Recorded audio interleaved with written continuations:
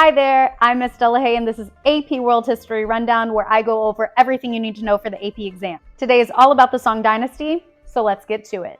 The Song Dynasty of China was the dominant player in East Asia from 690 to 1279.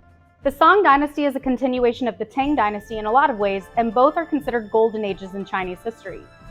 Even though the Song Dynasty shrank due to northern invasions by the 13th century, they can still be remembered for their sweet tech, like paper money, movable type, gunpowder.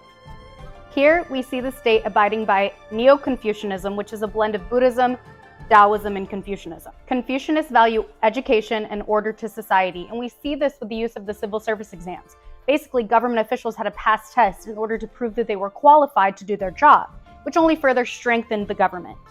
Upper-class women adopted the practice of foot binding as a display of wealth, fragility, and beauty.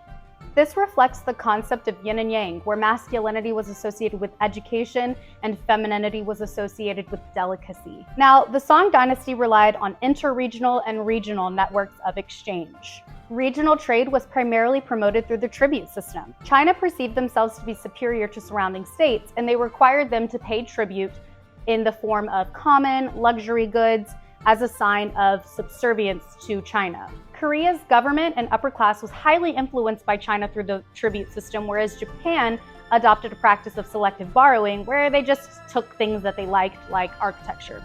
They retained their unique identity by adhering to Shintoism and the feudal system, which is a hierarchical structure with the shogun, or the emperor, at the top, the daimyo, which is the nobility, the samurai, and then the peasantry.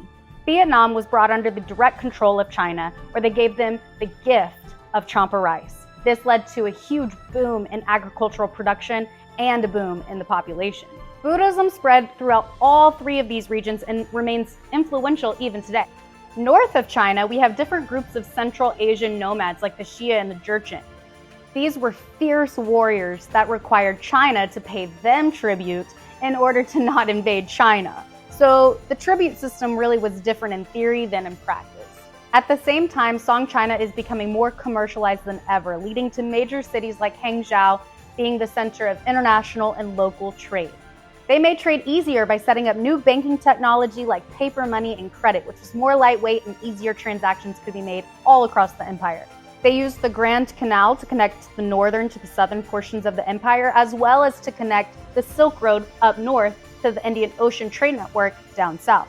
China nearly industrializes at this time, 500 years before Europe ever does, due to their improvements to the iron and coal production.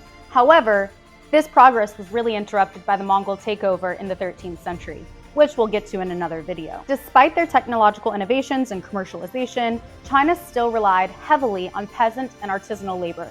The Song Dynasty reigns as one of the most important empires at this time, not just due to their technological innovation internally, but also they were able to disseminate their goods, ideas, religions, and tech all across Afro-Eurasia through the Silk Road.